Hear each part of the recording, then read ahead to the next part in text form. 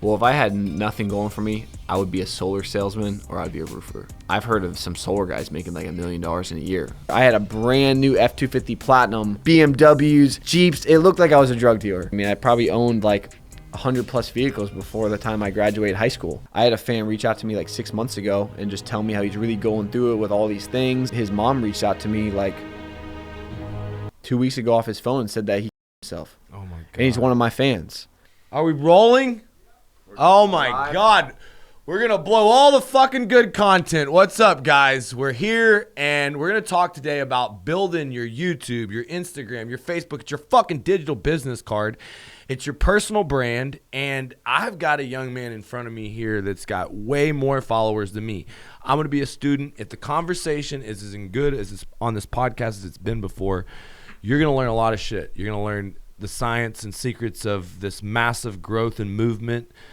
You're also going to learn a little bit about organic content, how to monetize it. But more importantly, guys, my man Judah here is the future of America, the millennials out there, the people coming up, the young people. They're the future of America. A lot of people watching this, you're either looking to make your first 100,000 or you're looking to connect with people that want to work hard to build $1 million business. Either way, I think my man Judah here, Judah, welcome to the Blue Collar Boardroom. Thanks for having me, bro. Are you blue collar?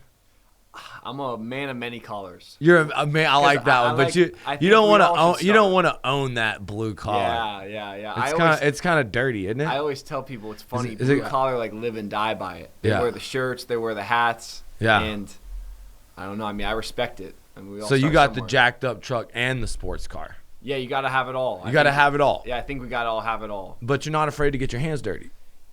Not at all, but I don't want to get my hands dirty. But also that comes from getting my hands dirty and realizing I don't want to do this shit. Tell us about your social media following, where the people follow you the most, where it is, what it is. What do you do?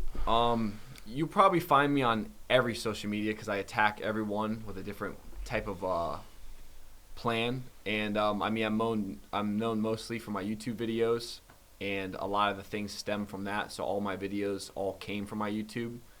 And yeah, you know, people know me for cars, people know me for hard work, people know me for flipping, people know me for hustling, people know me for just being a guy that makes shit happen, I think. And you got all kinds of young people in your audience. You got what's the demographic? That's the funny thing, because I always say I have the most interesting demographic of all time, because I'll have a guy come up to me with gold teeth, diamond chains, and be like, let's Judah, go. Let's and then go. I'll have a little kid this tall come up to me and be like, Judah, can I get a picture? And then I'll have a mom come up like, hey, I love your videos. And then I'll have a grandma say, we watched your video, we loved it. So honestly, do you track your audiences? How much of it's male? How much of it's female? A lot of it is male, but I try to. Male too. That's kind of homo. Like. yeah. But I mean, that's just how it is. I mean, right? Even a lot of girls' audiences are male. Like I don't know what the girls watch, but.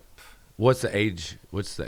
I mean, usually I track people just like myself, and that's usually how everyone is on the internet. You usually attract exactly what you are. So you're like 18 to 25? Yeah, right around there. But I mean, I get But some 25 to 32 and. Yeah, for sure. And some younger ones. And younger, yeah. So a lot of younger ones. A lot of younger ones. And as I get older, that's good. There's more younger Trick kids. love the kids, man. So Judah loves the kids. Yeah. I saw one of them, your neighborhood kid. You gave him a dirt bike. Yeah, I gave him that was one of the, that pulled on my heart. Yeah, that was cool. My mom wouldn't buy me a fucking dirt bike, dude. Me either. I had to buy my own. Nuh-uh. Yeah, my first dirt bike, I traded 2 guns for it, and I gave I think the guy $200. Showed up on Craigslist, bought it, and then it blew up on the first ride.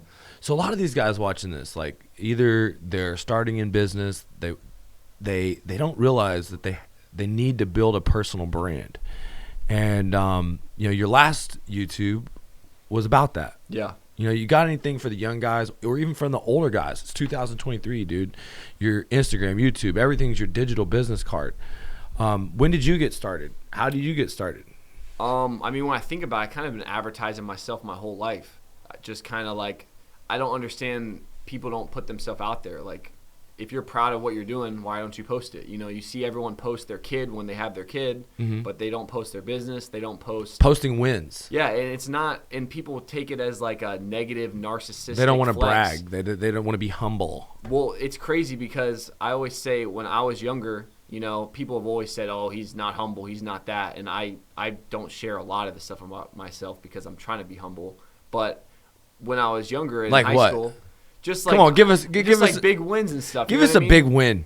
I don't know, just money. And You stuff. gave Like- away like fucking if I big put- car. if I put- You drove a car. What was that last one that you gave away? That was a side-by-side or my Jeep, and the kid won my side-by-side. He picked the side-by-side. He picked the Before side-by-side. That was the Camel And then you Hellcat. drove up to this motherfucker. Yeah, And he didn't yeah. even like jump around. Yeah, you saw that video? What the fuck, dude? That was epic. You give me a side by side. I don't care how rich I am. I don't know what I'm was gonna good with fucking him. jump around, bro. Yeah, I don't know what was good with that kid. But I need a side by side. I was so happy that he reacted like that because when you saw that, you're like, that shit's real. Like, there's no way he faked that. You know what I mean? You know Right. the way you tell the kid, hey, don't react. So, like, I don't know. A lot of people think the stuff I do is fake, like the giveaways and stuff, and I always try to make sure it's authentic as possible. So like you got a pulling big up to his giveaway house. going on right now, dude. I'm like trying to think, what the fuck? What is this? Like, you're crazy. What are you giving away? So I just launched my new brand, monarch.com, and someone that buys something's either going to win my wide-body Corvette, my lifted King Ranch diesel F250 on 26-inch rims on an 8-inch lift, like fully pimped out. We're gonna put it on a screen. Bing. Yeah, we got to pop it up. Or my Jeep on 4 Giottos, which is also full custom interior, custom. Listen, we got some rednecks wheels. with paychecks. They spend all their paychecks on shit like that. Yeah, well, you just All buy a hat, buy a could- T-shirt, and you'll get We entered take to win. pride. We call it blue collar as fuck. Okay. Yeah, I think you're blue collar. I am at heart. Yeah, I am at heart. Because I know you can fix a car better than I can. Yeah. What are some tips for business owners, entrepreneurs building their personal brand, just starting from scratch? Well, one thing I'd say that you do a good job is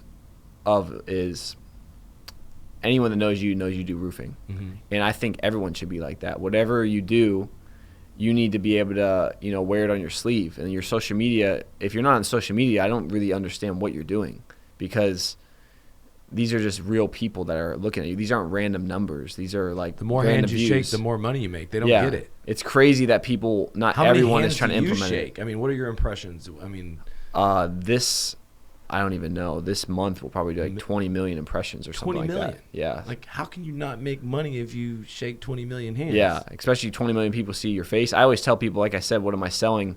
No matter what I start right now, it's going to work because people know me. Mm-hmm. If I started a restaurant, I could be like, Judah's doing a restaurant. Oh, if I started doing roofing, Judah is doing roofing. But the problem is you can't do too many things because then people don't take you seriously.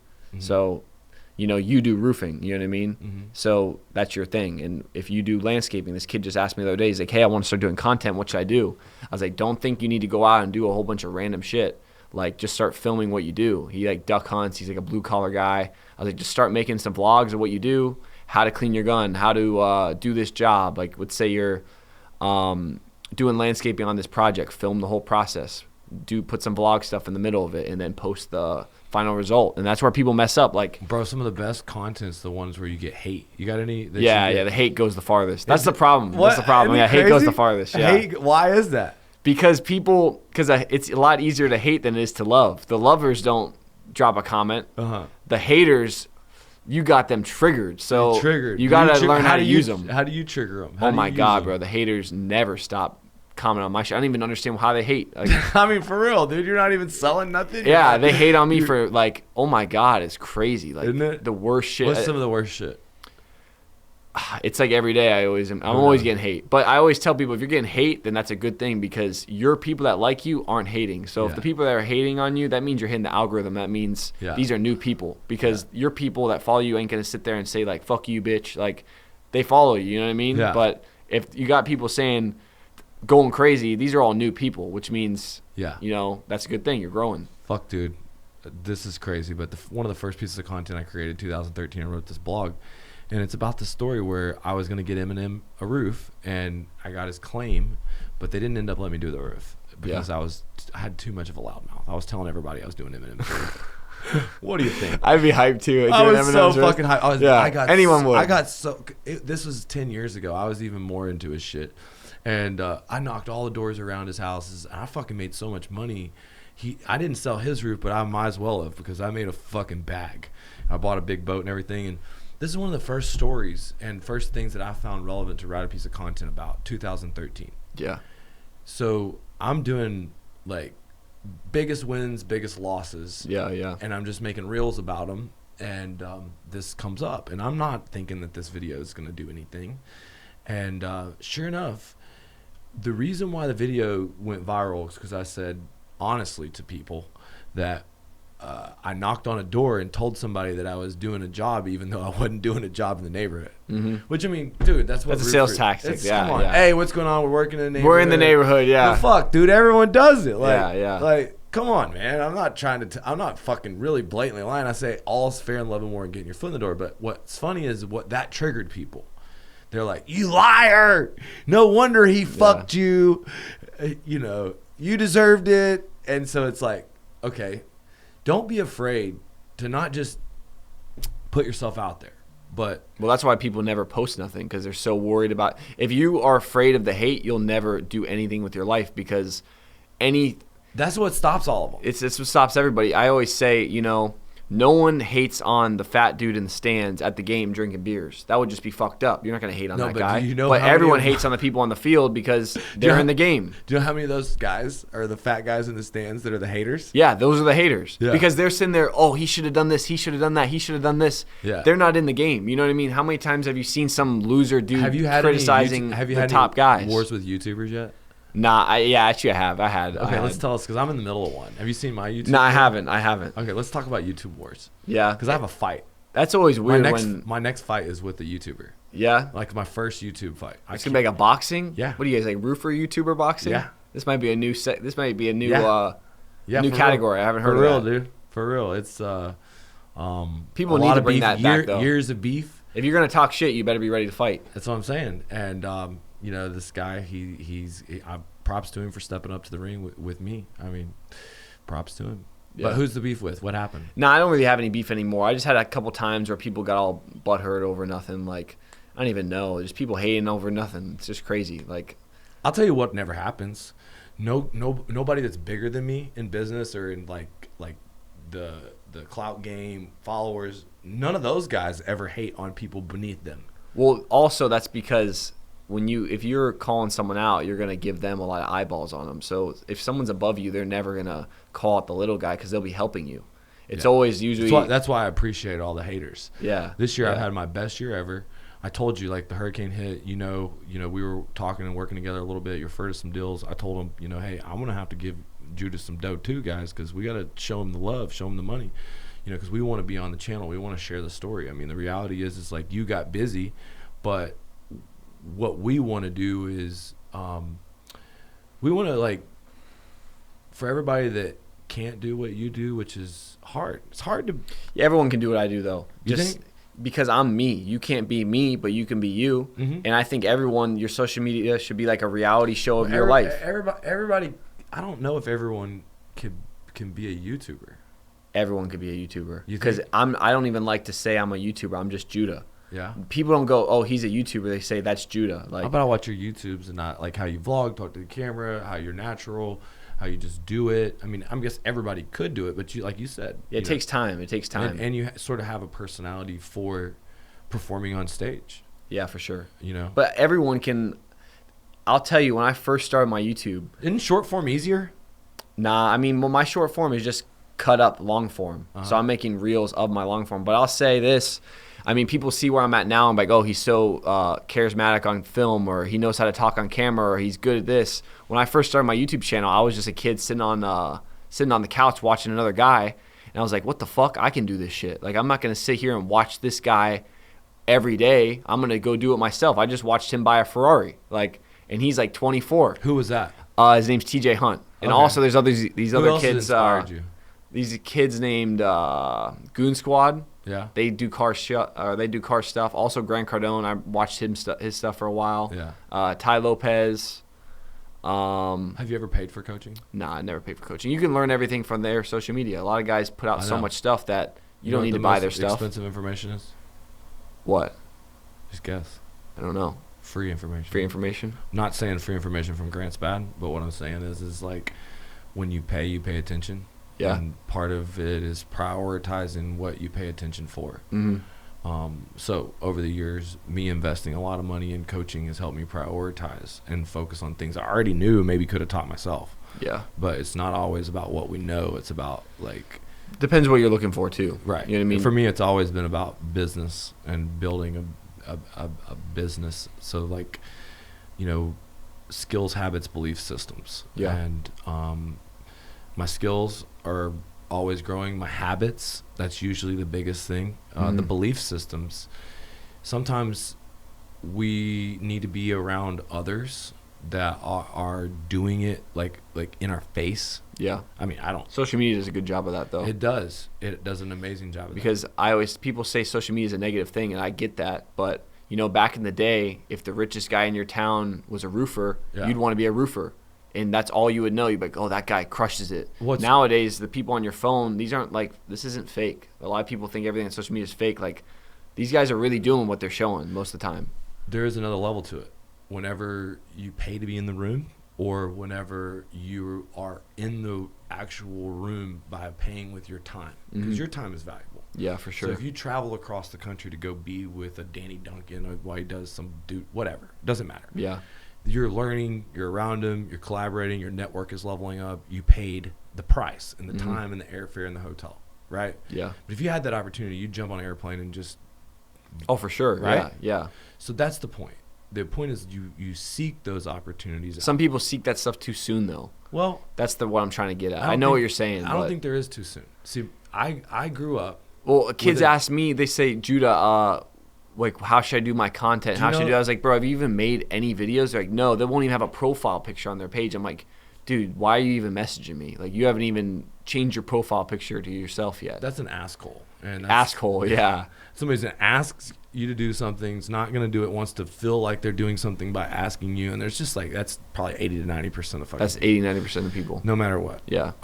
But, I think that America's softer than it's ever been, and the problem is our youth is like literally whether they're not in good shape, they're not mentally strong with mental illness and addicted to drugs, or financially they can't figure out how to make the money that it takes to be like somewhat happy and free. Yeah. It means that our country's in a tough spot, and I think there's a big audience for people like you to teach other young men how to be men. And I want to help in that regard. I want to help people. For me, it's not making money, and it wasn't just about like getting the boats and hoes. That was the first motivation. Well, yeah, it starts with that, but as things evolve, through the boats and hoes, I evolved into a better human. I feel like you got to have that to then get to the next level. I know, and it's okay. It's like the Scarface line. Yeah. How does it go? I don't know. I actually have never watched Scarface. I need to watch Scarface? it. I've heard a million things about it. I've watched clips, but I've never watched the full movie. All right. First you get the money. Then you get the power. Oh no. Then you get the power. There you go. Yeah. But I don't know which order it goes, but I know first thing you do got to take care of the business. Yeah. The business is number one. Business is number one. Has there ever been any downturns in business? Any times where you felt like, fuck, I'm on this journey, but I'm not making enough money and I need to change some things? I mean, every day, I'd say. Like, it's never at a point where I go, oh, I'm good, especially right now. I mean, I'm only 24. I just launched my brand now, so I've been kind of hustling to this point, and now I'm finally falling into the category of wanting to be like, what I think they say, you go from the hustler to the CEO or something, and I'm kind of trying to do that, like find systems, people in my life, because I've been doing everything, editing, posting, so many things like all at once, and then flipping vehicles, fixing this, selling this, and it's a lot sometimes, and to grow you have to kind of delegate stuff. I think that's what causes a lot of people not to grow. They don't know when to start delegating stuff, and that's kind of where I'm at now, where I'm trying to grow the team and build my own little ecosystem of people where I don't have to focus on the little stuff. I can focus on the big picture stuff. I'll give you a little advice on that because I feel like a little big brother here. You're absolutely right in your content because you're at that level in your content. Yeah. You're even way above me in the content. Yeah. Okay, but in the business world, you still need to become that hustler. Yeah. Like, not to say in the flipping world of cars. Yeah, I'm talking about this whole new realm of making money off the internet, off your brand. I'm talking about essentially there is something that goes along with your audience. It's highly leverageable coaching, and you want to get into it, whether it's fitness, mindset, or money. It's something I know a lot about. And, the reality is that, selling a high ticket product, it will save you. Yeah. And learning how to sell a high ticket product is a whole different skill. Yeah, definitely. It's not flipping. It's not, Now, the beautiful thing about your audience is you can sell T-shirts. Yeah. That's a very fucking beautiful thing. Yeah. You know, my audience is not big enough to make money just off of T-shirts. Of course, Danny Duncan, he makes money off. That's what I'm saying. Everyone has to find their own thing. I mean, in your business, I totally get what you're saying, but well, it's also about the size of the audience. Yeah. It has a lot to do with that. Yeah. So, I've got 15,000 YouTube subscribers, 80,000 on Instagram, 30,000 on Facebook, and I could sell merch and make money.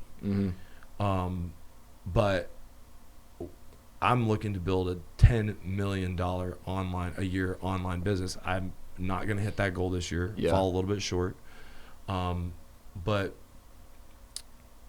my point is basically there's a lot of skills that you got to learn in sales.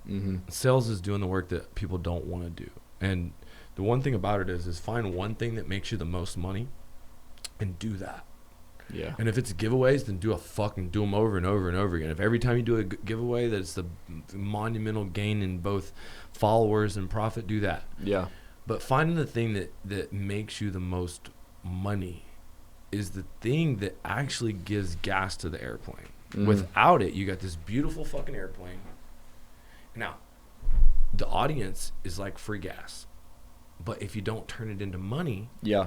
you're like on a plane to nowhere. Yeah. So you figuring out for you, like my first coaching package was only $5,000. And I just raised my price. I kept raising my price. And you know what they want? They want a community. They want access to you. And they would probably just come down here to work out with you and take pictures. And Yeah, I get a lot of stuff like that. Kids willing to say like, yo, can you mentor me, this or that? So I have some stuff in the works that I can help them with that. But the problem is like I couldn't teach everyone how I came from what I did to now. Like there's so many steps. Well, so there is a different course. Yeah. Okay, and this is me just coaching with you, working with you, just trying to help you if you don't mind. But the course is the question that I asked you in the beginning. How could you help someone like me? See, anyone that's built an online brand or a personal brand for monetization, you can teach anybody else, my audience included, how to grow a YouTube, how to grow an Instagram, how to grow a Facebook, or take an existing one, teach them how to grow it. Yeah. You can collaborate with them to grow it. You can, whether it's through a community or through a mastermind. And what you can do is just like for me, like honestly, like even when the first time I met you, I thought, man, I need a YouTube coach. I was trying to monetize and make my blogs to where people would hook onto it outside of roofing. But it's the vlogging is you know, it's fun, but the reality is like whether it's coaching people. I mean, the truth is, how many people, you're already doing a great job of that. How many other roofers have ever done anything you're doing right now? Probably none. Oh, none. So the truth is, everyone has to find their niche, and one niche isn't going to be as big as another niche. And your niche, you're crushing it for what you do. So you're already doing all the right things. You know what I mean? And you can implement things from other people's niches, but when it comes to how many roofers are there in the country?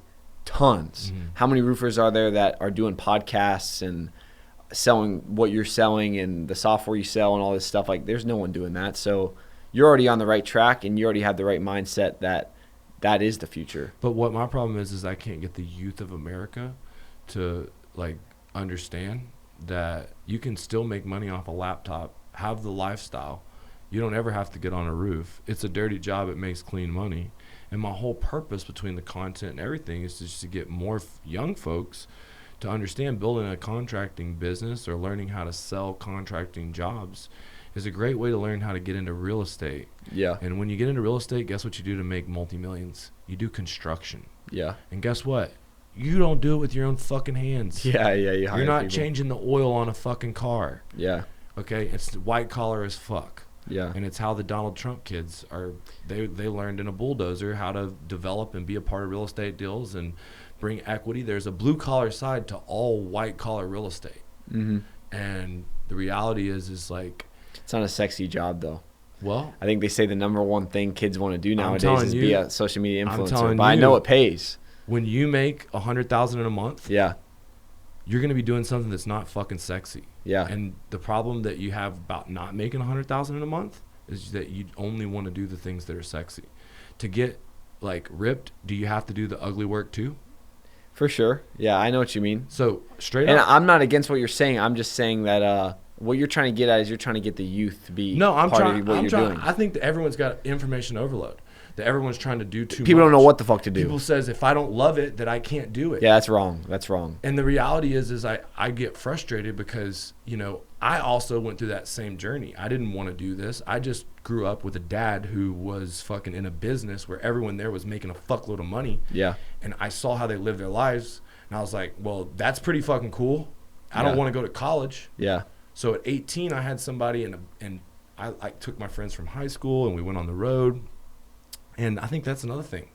Leaving your hometown, it's a fucking...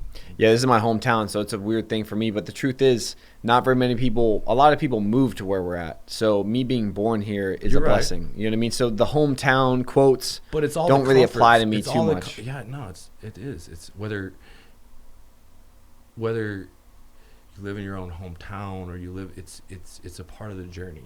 Yeah. It's a part of the journey as a butterfly. And it's a part of building, because everywhere you go, you get a brand new start. Yeah. You know? Yeah, but sometimes you don't need a brand new start. If you built, you know, an empire, like I'm building a little empire out of where I live and what I'm doing. So I totally get what you're saying.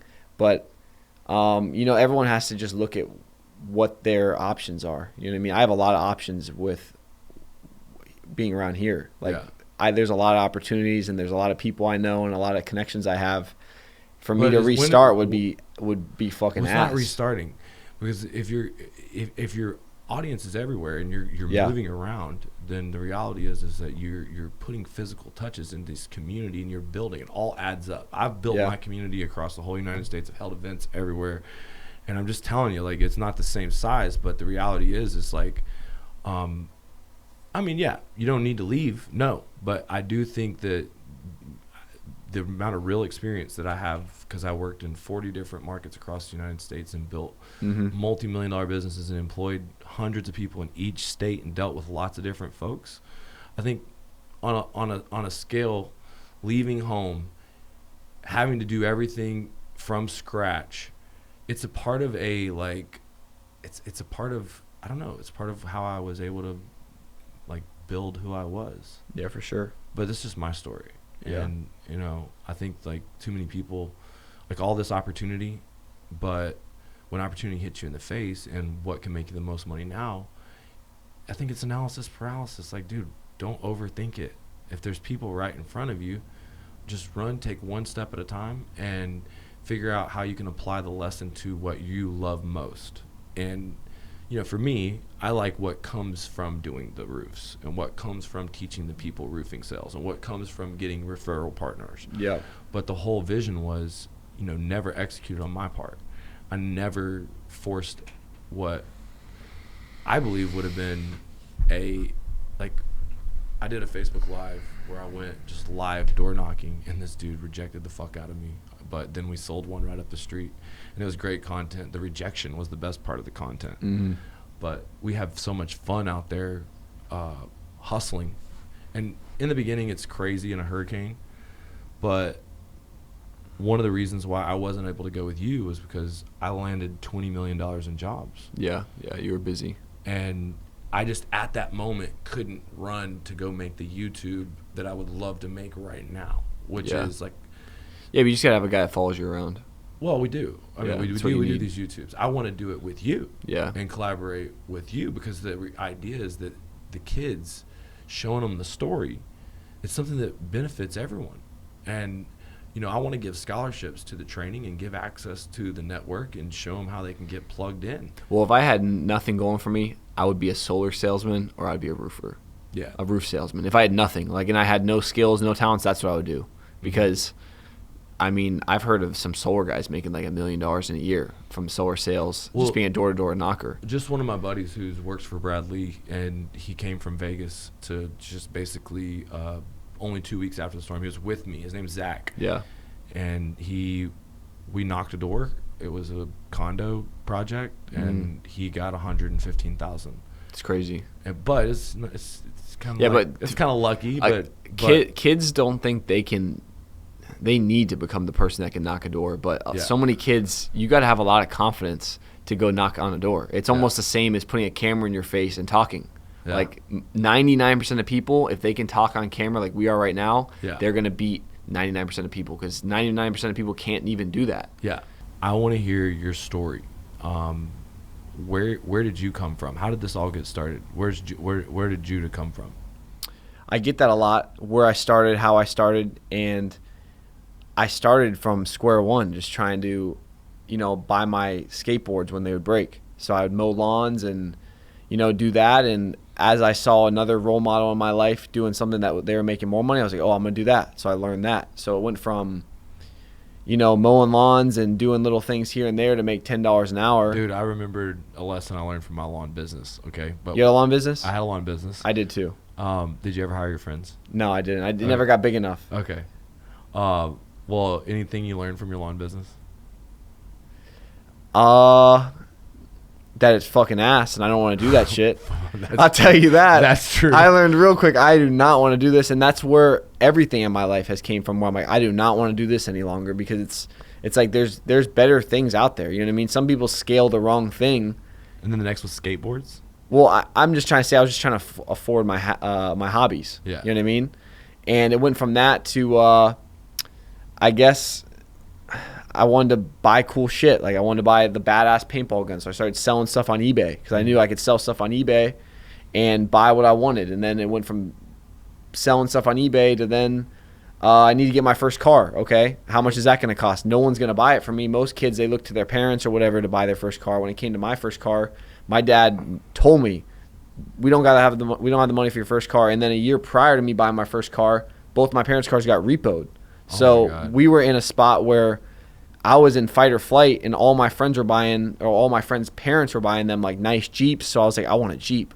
A Jeep's sick, but I didn't have any. I had no way of getting one. So I started selling everything I owned on eBay. I posted everything I had on eBay, got together like $1,000, and then I went and bought a boat from the neighbor. And the boat I bought for $1,500, cleaned it up, buffed it, pressure washed it, and I sold it for $5,500. Damn. And I was 15 years old. And then I was like, holy fuck, my friends are working at Wendy's at the time. So I'm like, okay. 5 G's. Yeah, they're literally getting paid $10 an hour, and I just made 5 G's in like, I don't know, like a month or something. And I'm like, all right, but at the time it wasn't about making money. It was about, I want what I want. I want a badass car. So then I bought a Jeep Cherokee, pimped it out. I actually have it to this day. I bought it back and pimped it out. I put in like, I don't know, I had like $6,000 invested into it from start to finish. And I was like, you know what? I'm just going to post it up, see what happens. So I posted for $8,000. It sold in a week. And that was right when I turned 16. I sold it like the same week I turned 16. How much did you make off that? I made $2,000. Nice. And then I had $8,000 at that time. And also I bought a dirt bike previous to that for like, I think $1,500, and I sold that for $3,300. You're like a legend in the high school now. Oh, bro. The teachers thought I was selling drugs. Like, I was pulling up, and by the end of high school, I had a brand new, actually not even sophomore year, not even senior year, I had a brand new F-250 Platinum on American Force wheels, a brand new 2017 R1 Yamaha, BMWs, Jeeps. It looked like I was a drug dealer. Jeez. But I don't smoke drugs, I don't do drugs, I've never even sold drugs. I was just crushing it, like buying, selling shit. I would leave in the middle of high school to go buy a car. I would just leave, and I would get a detention for leaving.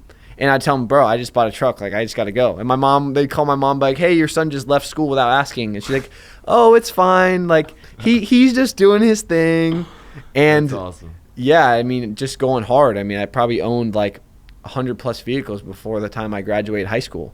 Jesus Christ. Yeah. I was still just a fucking silver fucking spoon in my mouth, little entitled bitch boy.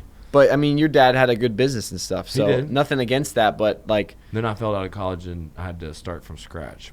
yeah, But, and that's good. I mean, that's your story. Well, when I came to your house, look, the solar, you said, I've been the man of the house for a while. Since I was 15, I've been the man of the house. Wow. My dad's not a bad guy, Uh-huh. and he's not like a piece of shit or anything. Yeah. Like he's a funny, like, kind of fuck around guy, Yeah. and Good guy. yeah, he just kind of tries to joke around too much, and he just never became a man, in my opinion. Okay.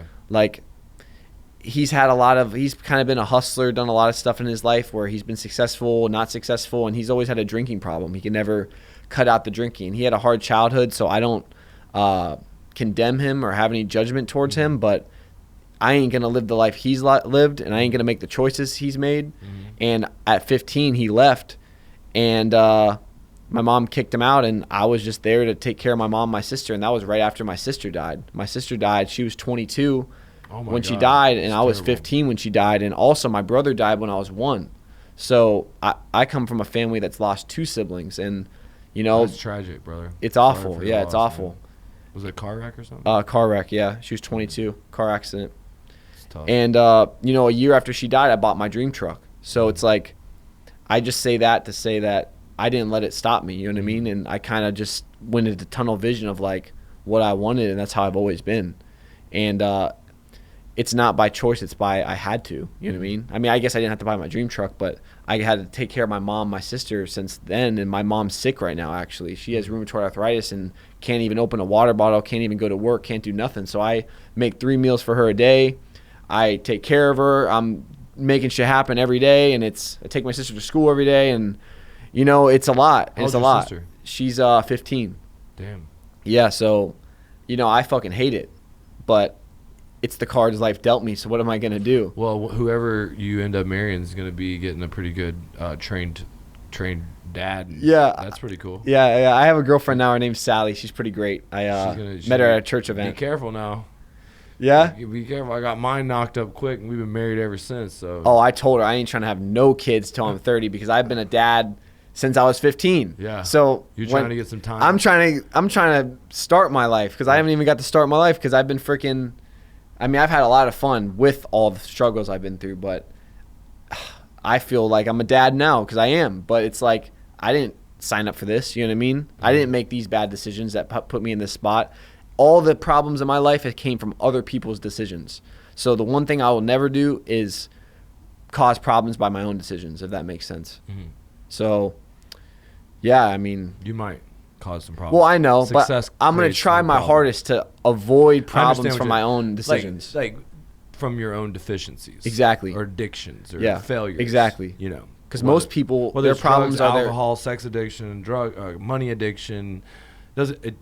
It doesn't really matter what it is. Definitely. It's just efficiency. Yeah, because 99% of people can't get out of their own way. Yeah, and they're in their own way. They can't get out of their own way. We talked a lot, but I mean, the kids that are watching this that haven't ever heard you do a podcast before, you know, these guys, they're looking for a place to get started with their life, whether it's flipping, creating content. What's your message for these guys to get started? People want to get the big wins before they even start small. You know what I mean? When I was mowing lawns, I wasn't asking how do I make 100,000. I was just trying to do what I can now. And so many people just sit there and do nothing when they could do one thing: stack money, keep grinding it out until they have enough money stacked to do the next thing. And if that shit's ass, don't be fucking dicking off all the time wasting your money, because if it's ass, you should be saving even more money. And I was always one to be like, okay, this shit's ass. I'm going to like keep focused on the next thing and just keep doing this. Like I used to have I got my first automotive shop when I was 17, I think, 18, because I couldn't have all the cars at my house any longer. And I had that from like 18 to 20. And I was doing wheels and tires and lift kits and paint jobs, all this shit in there. And I hated it. But I was still like, fuck it, I'm just going to do this right now until I find the next thing. And I was always thinking, what's the next thing? And I'm doing the same thing right now. Like, what is the next step? Because I don't want to keep doing this forever. You know what I mean? And when I say this, I don't mean like making podcasts and stuff. And that's why I like what I'm doing with YouTube, because it grows as I grow as a person. So what I'm doing right now might not be what I'm doing a year from now, but I'm just documenting the process. And what's the craziest shit you've done on your YouTube? Probably give away cars. Oh, yeah. Yeah, that's pretty cool. But I mean, I've done so much shit. It's like, if you had to describe my YouTube channel. What's your favorite episode? My favorite episode? Or your favorite piece of content? There's a lot of epic ones. I'm going to be honest. That one of the first ones you did that's all grainy fixing up a rim. It's got crazy amount of. Yeah, that one's good. I try to just do it all. You know what I mean? How many views that one got? It's like 1.3 million. Damn. And that's just me with a GoPro. So many people say, what should I film content on? I was like, all right, I'm going to film me making money on these wheels. I think people want to watch it, and it'll inspire people maybe do it for themselves. And, you know, that's one of my biggest pieces of content. And it's not cool. It's not like super engaging. It's just a how-to video. So everyone wants to know where to start. Start with a how-to video, because everyone can teach someone how to do something. What about to someone that's like partying their balls off, that's like when most kids 22, 23, 24, you know, that's that college existence where it's, you know, like what are your friends doing? I've never fit in with my friends, I'll tell you that. They party their balls off. I mean, I'm not I'm not here to criticize because I've partied my balls off, but the thing is, I always tell people. I've been with it before. We went out. Yeah, I'm all for having fun. Like, drinking. Yeah, I'll have some fun, but you gotta know that you gotta take 7 steps forward, and if you take 1 back, it's okay. I think I had a whole bunch of chocolate mushrooms that night or something. Oh, really? I don't know. Yeah. I can't remember. I don't even remember. I didn't see that, but we got tacos and shit. That was pretty good. Yeah. I was twisted. I had to go do a speech. It was fucking trippy. Yeah, if you're partying and having fun, you know, I think that's part of life, but you got to find the balance for yourself on that because you cannot get lost in that or you'll be fucked. You know what I mean? You got to know I got to take 3-4 steps forward, and then if I take 1 back, at least I still got 3 forward. You know what I mean? I can't go backwards. So many people that get no results over a year. If you look at their year from now to the next year, there's no progress. And, like, that's a problem because I'll kill myself if I go through 10 years with no progress. Yeah. Like, I got to be able to look back and be like, okay, I did that. And that's why people are so depressed nowadays because they're not making no progress. You got to be able to be like, damn, this is a good year. You know what I mean? Yeah, and so what about, like, the American dream now to buy a house, $500,000 house, and you got to make $140,000.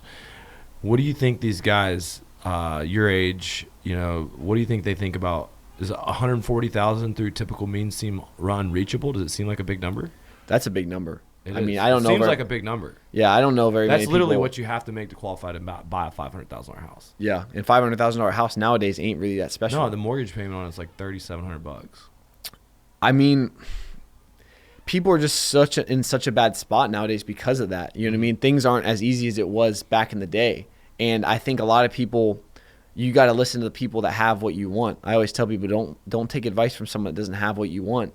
And, you know, like I have a friend that his dad owns like a construction business and he does great. But like I tell him, I was like, bro, I don't see that being around in another 30, 40 years like him, the way he's doing it. Like things are evolving so quick. And even look at like doctors and. That guy's not on social media, is he? He's not on social media. Like the only way I think that to protect yourself is grow your following. It's the only fucking way. Like that's the most safe thing you could do and do whatever you're doing. But you got to build because people can't take that away from you. And AI ain't going to replace you. You know what I mean? Give them some tips. I know we've already done this already, but just like to highlight and summarize tips for the young guys to build their personal brand. Everyone's good at something. Everyone's got to find who they can relate to. And then see how they're doing what they're doing and be like, okay, how can I make this my own? Bruce Lee has a quote called, he says, like, take from everyone and make it your own. And that's what people need to do. They need to find the people that they can relate to and be like, I'm going to kind of do my stuff similar to that. But it's going to be my own because I make it my own. Because you are your niche. You are your brand. So, you know, people, if they mow lawns, film that. You know what I mean? Like, bro, I got the cops calling me a lot, and you inspired me, bro. Like to do what? To film them? To film getting the cops called on me. Oh, yeah, that's the most viral content there is. Cops. We haven't even fucking used it, Levi. We had motorcycle guys show up at the show. Did you see them over there out doing wheelies?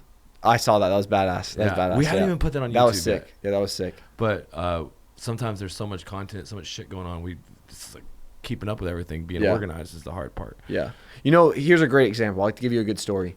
There's this guy I follow on TikTok. He worked at Cold Stone. The creamery. The creamery. Ice cream.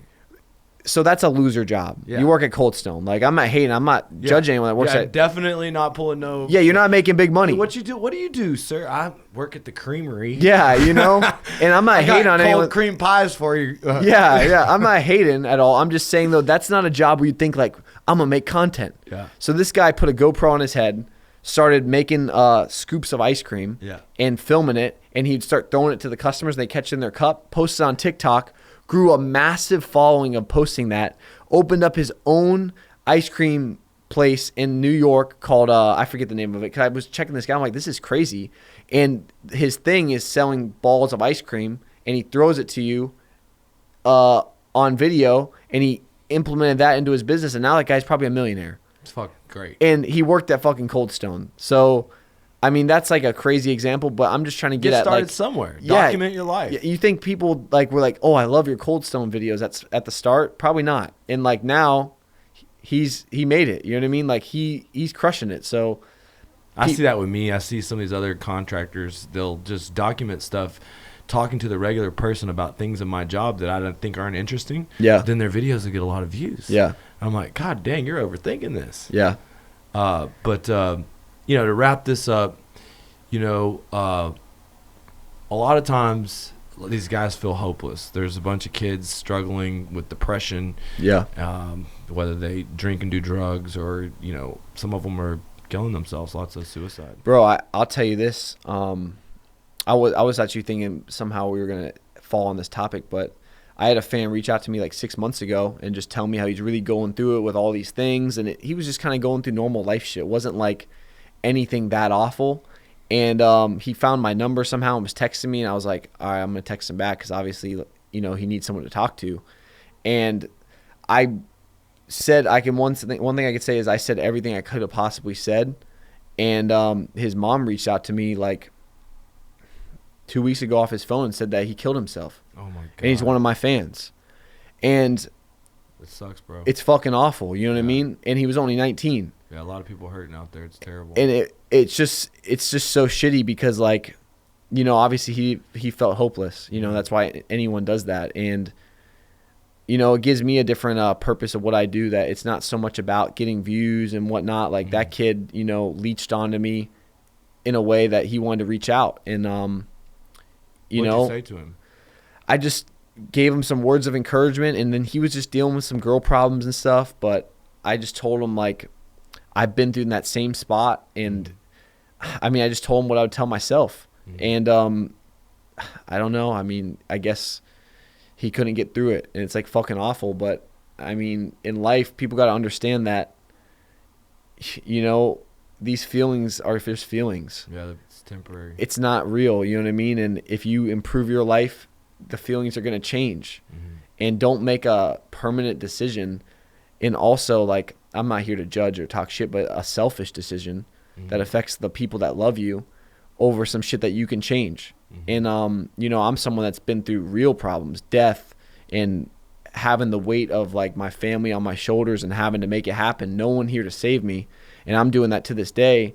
And it's funny because I think those things have made me where I've never even had the thought of committing suicide, because it's like I got people that rely on me. So I think people need to have people that rely on them, because no doubt about it. if someone relies on you, you're not gonna opt out on them like that. No, because you care about them too much too. A lot of people that depend on me. I have thought about suicide before. There's a lot of pressure. I've been crazy. It didn't come to me until, like, honestly, my uncle. It could have been a murder. It could have been a suicide. It was ruled a suicide, but it probably was a suicide. He was suicidal, and circumstances where I had to walk in the house the next day because my cousin couldn't go in there, his son, and we had to get basically shit so his ex-wife couldn't steal it and sell it. Oh my God. And basically it was really fucked up. Well, you saw him? No, I didn't see him, but it was definitely a smell and a moment, and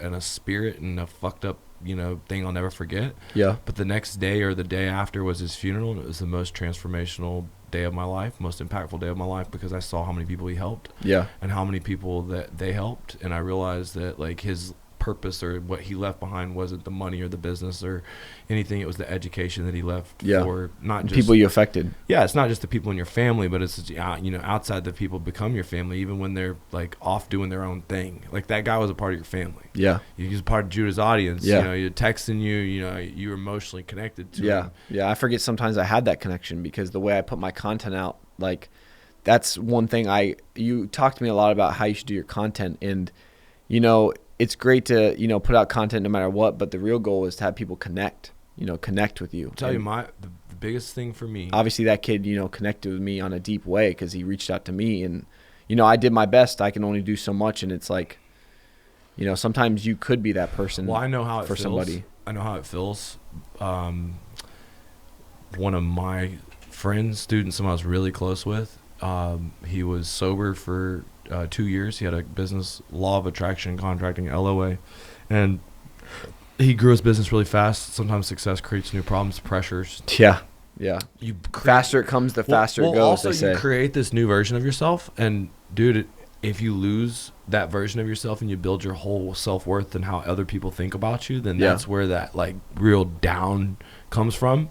Is like, oh my God, I thought you had your shit together. You're a fuck up. Well, one thing I always say with social media is, do not build up a social media of someone that you're not. Yeah. Like me, I will always said if I'm gonna get rich, famous, known on the internet, I want it to be for exactly who I am, because it is way too much work to keep up a front for everybody. No. You got to be yourself, and you got to be authentic to you, because if you're gonna do this for the rest of your life, you can't be living in some fairy tale you made up for everybody. And also, people see through that shit. People know when someone is authentic and when someone's not. You know what I mean? Mm-hmm. I mean, I haven't had anyone in my audience kill themselves, but I've had 3 people die of drug overdose. And well, that's a way of killing yourself. I mean, my sister, when she died, it pretty much was a suicide. Like, you know, she didn't commit suicide. She wrecked her car, but she wrecked her car drunk. Yeah. And she was just acting recklessly. And, you know, there was a lot of red flags that we look back at now after it happened. Like, damn, it was a suicide pretty much. My wife had a friend that did that. She just was at a point in her life she was being so reckless. So reckless, yeah. Drunk all the time, and we knew probably that some fucked up shit would happen. Yeah. And just thank God no kid was in the car with her when she did. But no, I mean, now I actually work with that kid's parents. I'm actually partnering with the business. I've helped their business grow, and it's like I'm connected through him through working with his parents. But it's sad, bro. People, we're so basic from, you know, surface level, but we're all so deep. You know what I mean? Like, there's so much more to us than just like the dumb shit we talk about every day. You know what I mean? But what I think is a good lesson is, you know, your community is also the thing that will hold you accountable to be the best version of yourself, because you know that people like that guy's going to be dependent on you, that are in your audience of 1 million followers, and that Definitely. You need to be the best version of yourself. You need to execute, just keep the working hard, and you know, dude, you're on the right track, and I think you know, you're definitely set the right example for all the youth in America. So thanks, bro. Well, I mean, that's one of my goals, you know, I think that's a burden that you get put on you as you grow as a person. You know what I mean? I when I started this shit, I didn't feel like I needed to set an example. You know what I mean? But as you get more people that watch you and you have stuff like that happen, you're like, damn, I guess people, you know, it puts more of a weight on your shoulders to do that. So,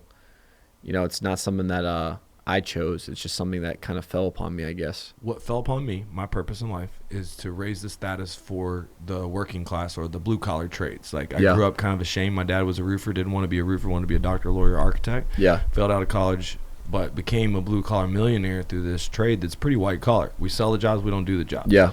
Matter of fact, you were a part of some jobs. You're going to be getting a big check on them here soon. We're finishing them up. You know, you told me, you know, like, if I wasn't doing this content stuff, I'd be in like roofing or solar sales.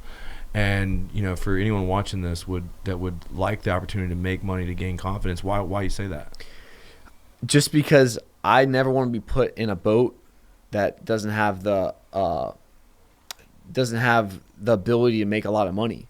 And that's why people are so depressed, because there's no hope in what they're doing. They're in something that there is no future. Nothing can change for them. No matter how hard they work, they're fucked no matter what, unless they start thinking outside the box, like the guy that made the ice cream shop. That's crazy out of the box thinking. But, you know, when it comes to sales, I think everyone needs to be in sales, because there's hope that you could go make a ton of money.